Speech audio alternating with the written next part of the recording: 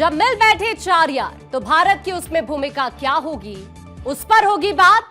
लेकिन उससे पहले मैं आपके लिए लेकर आई हूं वो तमाम खबरें जो तमाम सोशल मीडिया प्लेटफॉर्म पर बज़ क्रिएट कर रही है। ट्रेंड्स में हम बात करेंगे तमाम उन बड़ी खबरों की, हम बात करेंगे क्वाड की, और क्वाड मीटिंग से भारत से जुड़ी खबर पर सभी की निगाह रहने वाली है। तो बात उस पर होगी, बात होगी ट्रंप के खिलाफ खुलकर मैदान में आए इलॉन मस्क के मास्टर पंच की, जिक्र होगा कैलाश मानसरोवर यात्रा का, साथ ही रुख करेंगे बादल फाट बारिश प्रभावित पहाड़ का, जानेंगे दिल्ली में सरकार के एंड ऑफ लाइफ प्लान के बारे में भी, और बात होगी बर्मिंघम टेस्ट से बुमराह के आउट होने की ट्रेंडिंग खबरों की भी। लेकिन सबसे पहले बात हम एक समय सोशल मीडिया प्लेटफॉर्म पर छाई चार देशों की यारी यानी क्वाड की करने वाले हैं। तमाम खबरें आपको विस्तार से दिखाएंगे।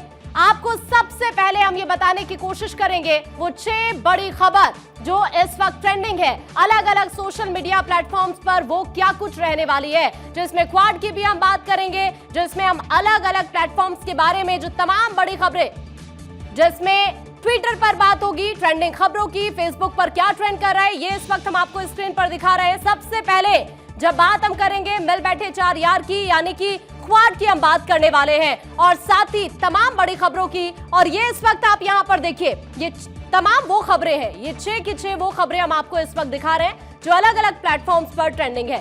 सबसे पहले जैसा मैंने शुरू में जिक्र किया था कि हम बात करने वाले हैं उन 4 देशों की, उस वार्ता की जो आज होने जा रही है। साथ ही हम यहाँ पर बात करेंगे मस्क के मास्टर पंच के बारे में भी, वो भी आपको विस्तार से बताएंगे। और साथ ही हम बात करने वाले हैं मानसरोवर यात्रा के बारे में भी, जिसकी शुरुआत 6 साल बाद हुई है।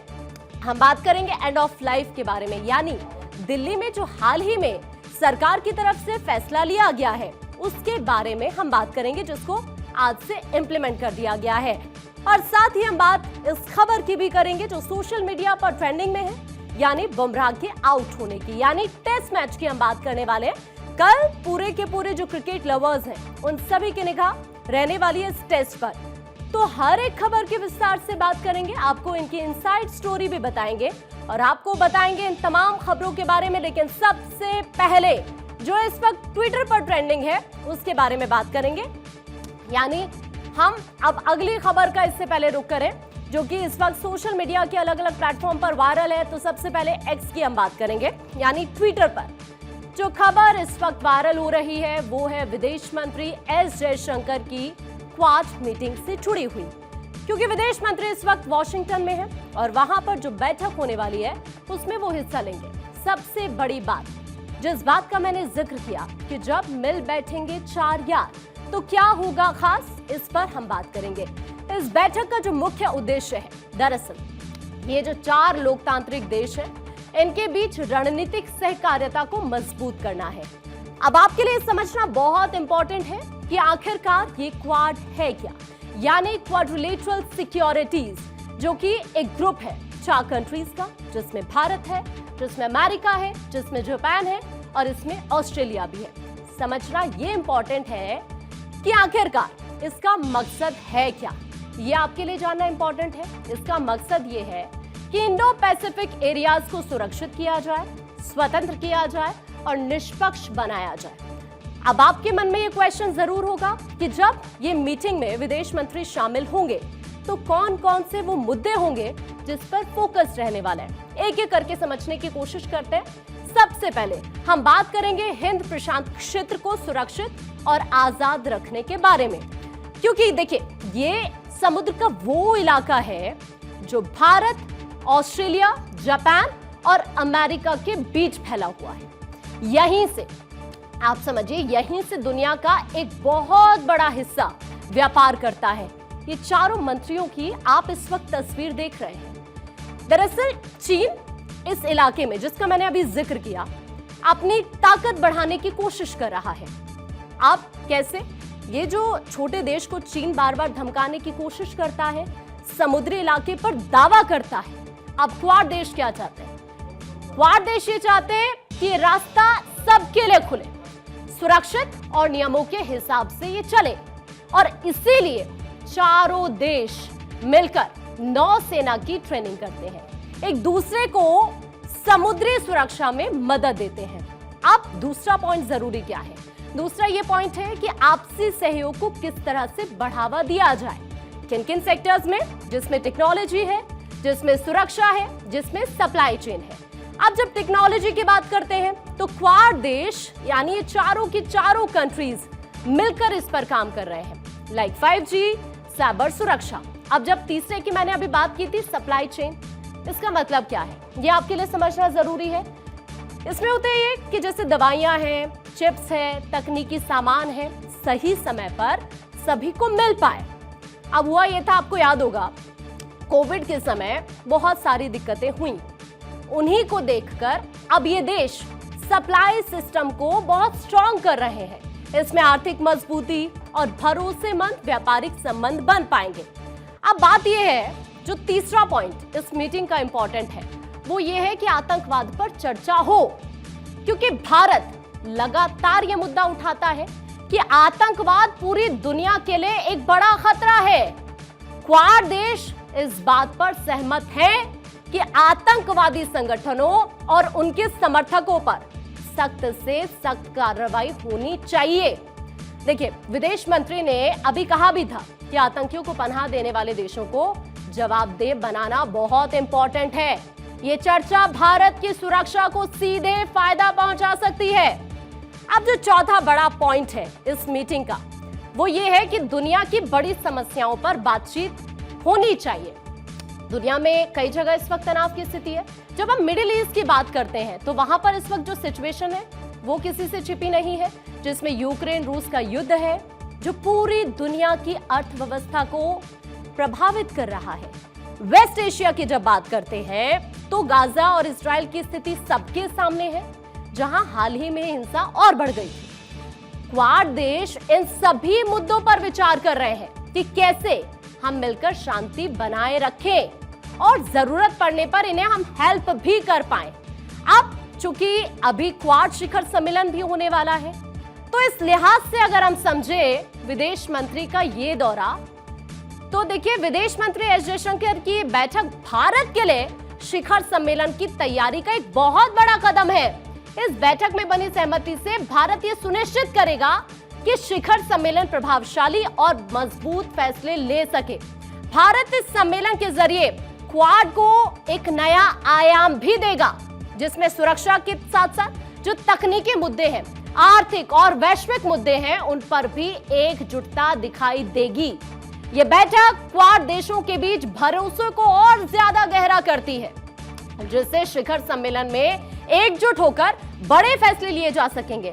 जयशंकर के विदेश मंत्रियों की ये क्वाड बैठक भारत की मेजबानी वाले शिखर सम्मेलन को सफल बनाने के लिए एक बुनियाद रख रही है, ताकि भारत के नेतृत्व में एक मजबूत, एकजुट और प्रभावशाली क्वाड समूह दुनिया के सामने खड़ा हो सके। अच्छा, आपको याद होगा हुआ ये कि कल जब विदेश मंत्री यहां पर पहुंचे तो यहां पर उन्होंने यूएन मुख्यालय में the human cost of terrorism नाम की एक प्रदर्शनी का उद्घाटन किया, जिसमें आतंकवाद से जनहानि जो हुई है, जो तबाही हुई है और किस तरह से लोगों पर उसका इंपैक्ट पड़ा, उसको प्रॉपर्ली दिखाया गया।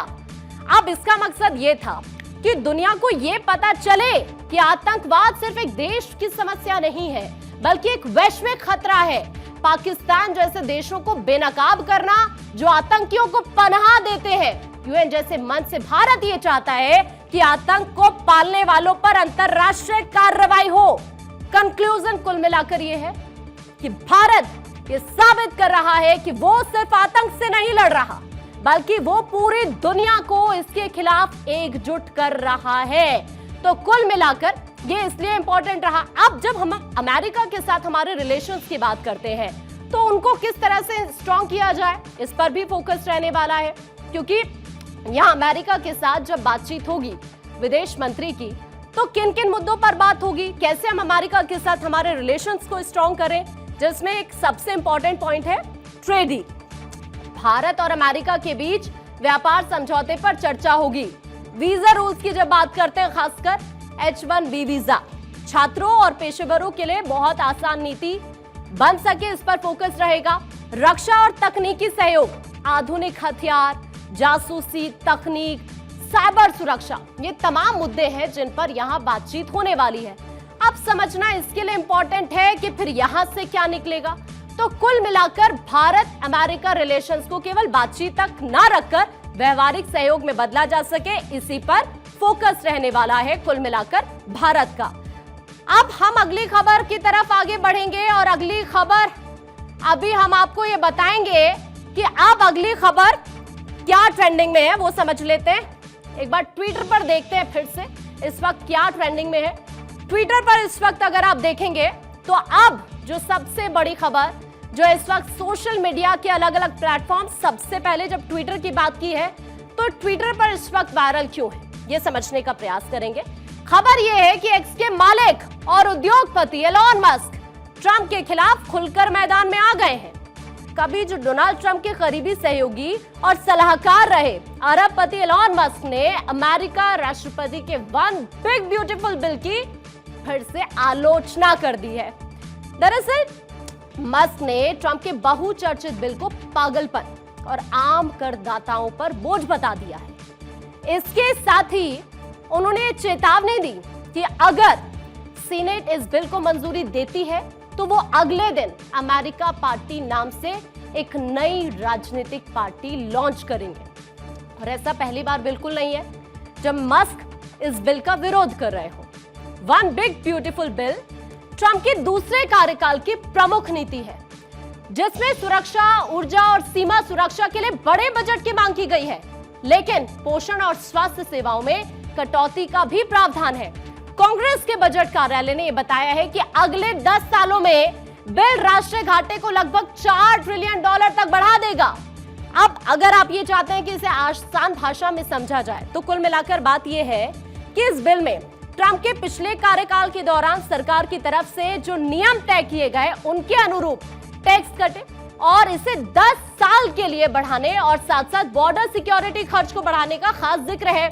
साथ ही साथ वन बिग ब्यूटीफुल बिल में अमेरिकी सरकार की कर्ज लेने की लिमिट को बढ़ाने संबंधी प्रस्ताव को भी जोड़ा गया है। अब जब हम एक्सपोर्ट्स की बात करते हैं, उनसे हम बात करते हैं तो वो क्या मानते हैं? वो ये मानते हैं कि ये बिल अगले 10 साल में सरकार के बजट घाटे को 4 ट्रिलियन तक बढ़ा देगा। एलन मस्क ट्रंप सरकार के इस बिल से खफा है, वो इस बिल का विरोध कर रहे हैं। एलन मस्क ने डोनाल्ड ट्रंप को खुली चेतावनी अब दे दी है कि अगले दिन नई पार्टी बना दूंगा, लेकिन इसकी चेतावनी और इस राजनीतिक मकसद अगर हम इस बयान का समझे तो वो क्या हो सकता है ये समझाते हैं आपको। दरअसल जब एलन मस्क ये कहते हैं कि वो डोनाल्ड ट्रंप को खुली चेतावनी दे रहे हैं और अगले ही दिन नई पार्टी बना देंगे, तो ये ना सिर्फ एक इमोशनल बयान बिल्कुल नहीं हो सकता, इसके पीछे कई राजनीतिक बातें छिपी हैं। पहली, राजनीतिक लिहाज से समझते हैं जल्दी से इस तरह से मस्क कर राजनीतिक मैदान में कूदने के पीछे मकसद क्या हो सकता है। देखिए, एलन मस्क सिर्फ एक बिजनेसमैन नहीं है, बल्कि वो टेक्नोलॉजी, मीडिया और सोशल प्लेटफॉर्म जैसे ट्विटर के भी मालिक हैं। ट्विटर पर ये खबर इस वक्त ट्रेंडिंग है जो हमने आपको बताई अभी। इससे क्या होगा ना कि जो उनकी राजनीतिक ताकत है, जो उनकी आवाज है, वो और बढ़ जाएगी। इसके मायने समझने की हम कोशिश करते हैं बयान के। मस्क की चेतावनी इस बात का इशारा करती है कि वो अब सिर्फ टेक्नोलॉजी या बिजनेस तक सीमित नहीं रहना चाहते हैं, बल्कि सीधे तौर पर राजनीति में दखल देना चाहते हैं। तो कुल मिलाकर इसका उद्देश्य यही हो सकता है। अब आगे बढ़ेंगे, कुछ और खबरें देखते हैं अलग अलग प्लेटफॉर्म पर इस वक्त क्या वायरल हो रहे हैं। जल्दी से एक बार देख लेते हैं कि अब जो अगली खबर है वो क्या हो सकती है। जल्दी से देखते हैं फेसबुक पर इस वक्त क्या वायरल हो रहे हैं, ये देख लेते हैं। तो देखिए, मानसरोवर यात्रा की अब बात करते हैं। 6 साल बाद शुरू हुई है, रोक रही लंबे वक्त तक, और उसके बाद अब एक बार फिर से यात्रा शुरू हो गई है। इसके बारे में जल्दी से आपको समझाते हैं। देखिए, सनातन परंपरा में कैलाश पर्वत और मानसरोवर झील, ये दोनों ही सबसे बड़े और सबसे कठिन तीर्थ स्थल माने गए हैं। कैलाश को भगवान शिव का स्थायी निवास स्थान और इसी क्षेत्र में स्थित मीठे और साफ पानी की सुंदर झील को मानसरोवर के नाम से ही जाना जाता है। अलग अलग पुराणों की जब हम बात करते हैं तो इसमें कैलाश मानसरोवर से जुड़ी कई सारी कथाएं भी हैं। इसके महत्व को जो और ज्यादा बढ़ा देती हैं। और सिर्फ हिंदू या फिर जैन धर्म की नहीं बल्कि बौद्ध और सिख भी इस क्षेत्र को तीर्थ के रूप में ही जानते हैं। लेकिन समझना जरूरी ये है कि चीन और भारत के रिलेशंस की हम जब बात करते हैं तो इन रिलेशंस में कैलाश मानसरोवर यात्रा का महत्व क्या है। दरअसल ये कैलाश मानसरोवर तिब्बत में स्थित है और जो चीन के प्रशासनिक नियंत्रण में आता है, लेकिन ये स्थान हिंदू धर्म यानी भगवान शिव का निवास स्थान है। बौद्ध धर्म, जैन धर्म और सिख धर्म के लिए भी बहुत पवित्र है। ये यात्रा पीपल टू पीपल डिप्लोमेसी यानी जन कूटनीति का एक अहम जरिया रही है। भारत और चीन के बीच ये एक सॉफ्ट डिप्लोमेसी टूल रहा है जो ये दिखाता है कि धार्मिक यात्राओं के जरिए द्विपक्षीय संबंधों में भावनात्मक और सांस्कृतिक पुल बनाए जा सकते हैं। 1981 में जब ये यात्रा पहली बार से शुरू हुई थी यानी चीन की परमिशन से, तो इसे दोनों देशों के रिश्तों में सुधार के प्रतीक के तौर पर देखा गया था। अब चूंकि ये 6 साल बाद शुरू हुई है तो आपके लिए समझना जरूरी ये भी है कि रुकी क्यों थी। कोविड-19 की बात करें 2020 में दरअसल चीन ने अपने अंतर्राष्ट्रीय बॉर्डर से गैर जरूरी ट्रैफिक को रोक दिया था। भारत ने भी अपनी यात्रा को इसी वजह से रोका था। यात्रियों को कैलाश जाने की परमिशन बंद कर दी थी। स्वास्थ्य और सुरक्षा की वजह से इसे स्थगित कर दिया गया था। भारत चीन सीमा विवाद आपको याद होगा डोकलाम गलवान को लेकर, तो उसका भी इस पर इंपैक्ट पड़ा। 2017 में डोकलाम संकट हुआ यानी भारत, भूटान और चीन के त्रिकोणीय बॉर्डर पर, तो उस वक्त तनाव काफी बढ़ गया था और इसी वजह से इसको रोकना पड़ गया था। आगे बढ़ेंगे, जल्दी से कुछ और स्टोरीज देखते हैं क्या क्या इस वक्त सोशल मीडिया पर ट्रेंडिंग है, जल्दी से समझ लेते हैं। अभी अगर देखते हैं तो यूट्यूब पर इस वक्त क्या वायरल हो रहे हैं एक बार जल्दी से देख लेते हैं। हाँ, अभी हम बात करेंगे बारिश और सैलाब की। बारिश और सैलाब की बात करें, चारों तरफ आपको ऐसी तस्वीरें नजर आएंगी। फेसबुक, इंस्टा के साथ साथ यूट्यूब पर यह खबर इस वक्त ट्रेंडिंग है। दरअसल मानसून की दस्तक के साथ पहाड़ पर जल प्रहार हुआ है और मैदान में बारिश और बाढ़ से हालात बिगड़ते दिखे हैं। खासकर पहाड़ी इलाकों में हालात बद से बदतर इस वक्त हो चुके हैं। हिमाचल के मंडी में बादल फट गए हैं जिससे जो सैलाब आया है उसने बड़ी तबाही मचाकर यहाँ पर रख दी है। हिमाचल प्रदेश की अगर हम बात करते हैं तो मंडी जिले में बीती रात को भारी बारिश हुई और यहाँ पर कई इलाकों में बादल तक फट गए, जिसकी ये तस्वीरें हम आपको इस वक्त दिखा भी रहे थे। कई घटनाएं ऐसे सामने आई जिसमें एक शख्स की जान चली गई जबकि 7 लोग लापता है। 25 से ज्यादा लोगों को अभी तक रेस्क्यू यहाँ पर किया जा चुका है और राहत और बचाव का कार्य यहाँ बहुत तेजी के साथ इस वक्त चल रहा है। अगर हम यहाँ पर बात करें तो जो शैक्षणिक संस्थान है उनको फिलहाल के लिए बंद किया गया है। उधर मंडी जिले में भारी बारिश और लैंडस्लाइड से 261 रोड बंद हो गई है, जिसकी तस्वीरें इस वक्त आप देख पा रहे हैं कि यहाँ पर किस तरह के हालात इस वक्त बने हुए हैं। अलग अलग जगहों से कुछ ऐसी ही तस्वीरें यहाँ पर सामने आ रही है। आप देखिए कैसे ये पूरी की पूरी बिल्डिंग धराशायी हो गई है, किस तरह से यहाँ पर अलग अलग जगहों से लैंडस्लाइड की तस्वीरें आ रही हैं, वो आपको इस वक्त हम दिखा रहे हैं। तो चारों तरफ इस वक्त तबाही का मंजर यहाँ से देखने को मिल रहा है। इस तरह के हालात इस वक्त यहाँ पर बने हुए हैं और ये अब आप देखिए ये 5 तस्वीरें आप देखिए जरा। पहली तस्वीर आप देखेंगे कैसे जल स्तर बढ़ा हुआ है। दूसरी तस्वीर आप देखिए यहाँ पर किस तरह के हालात इस वक्त है।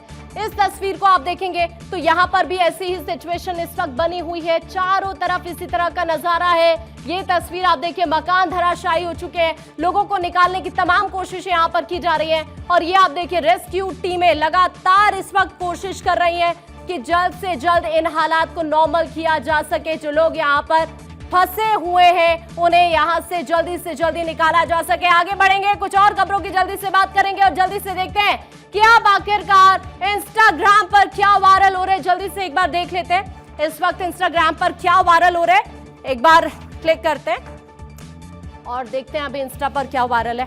इंस्टा पर अगर आप देखेंगे एंड ऑफ लाइफ दिल्ली की हम बात कर रहे हैं। दिल्ली में दरअसल हालात ऐसे हो गए हैं क्योंकि ये खबर सोशल मीडिया पर इस वक्त ट्रेंडिंग है, खासतौर पर इंस्टाग्राम पर इसलिए ट्रेंडिंग में है क्योंकि ये लोगों से सीधी जुड़ी हुई है।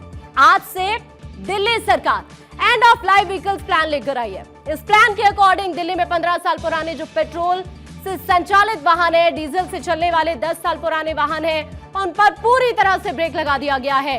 दिल्ली सरकार के आदेश के अकॉर्डिंग 15 साल पुरानी पेट्रोल कार और 10 साल पुरानी डीजल कार को आज से दिल्ली में ईंधन भी नहीं मिल पा रहा है और ऐसे वाहनों को चलाने पर 10,000 रुपए का जुर्माना लगा दिया जाएगा। जबकि जिन दोपहिया वाहनों की उम्र पूरी हो चुकी है वो अगर नियम तोड़ते हैं तो संबंधित वाहन मालिक को 5,000 रुपए का जुर्माना देना पड़ेगा और वाहन भी जब्त कर लिए जाएंगे। बात यह है कि दिल्ली के अंदर इस वक्त एयर पॉल्यूशन एक बहुत बड़ी प्रॉब्लम है। दिल्ली दुनिया के सबसे प्रदूषित शहरों में शुमार है। ये इस वक्त आप देखिए, दरअसल ये जो आदेश हाल ही में जारी किया गया है, ये आप देखिए यहां पर लिखा है जीवन समाप्ति वाले वाहन अर्थात 15 साल पुराने पेट्रोल और 10 साल पुराने डीजल वाहनों को ईंधन नहीं दिया जाएगा। यह आदेश परिवहन विभाग की तरफ से जारी किया गया है। उसी को इंग्लिश में भी नीचे बताया गया है।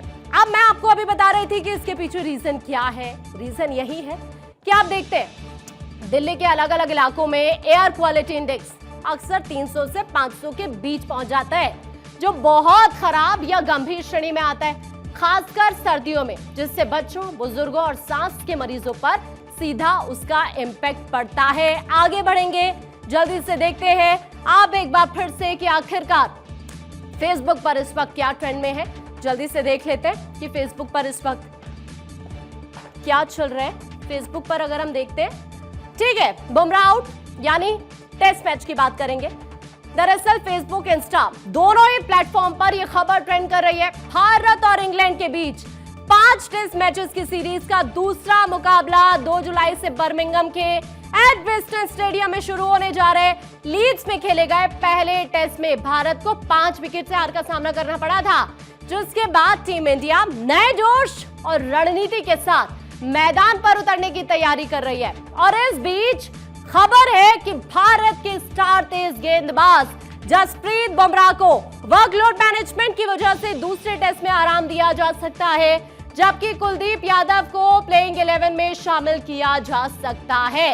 अब अगर शार्दुल ठाकुर की हम बात करते हैं तो उनकी जगह ऑलराउंडर नीतीश कुमार रेड्डी को मौका दिया जा सकता है, जो बल्लेबाजी को मजबूत तो करेंगे, साथ ही यशस्वी जायसवाल की जब हम बात करते हैं तो उनको स्लिप फील्डिंग से हटाकर आउटफील्ड में रखा जा सकता है, क्योंकि पहले टेस्ट में उनके द्वारा 4 कैच छोड़ दिए गए थे। लेकिन अब इस दूसरे मुकाबले से यानी दूसरे टेस्ट से पूरी की पूरी भारतवासियों की जब हम बात करें तो सभी को काफी ज्यादा उम्मीदें हैं। तमाम खबरों का सिलसिला जारी है। फिलहाल ट्रेंड्स में इतना ही। आप बने रहिए भारत 24।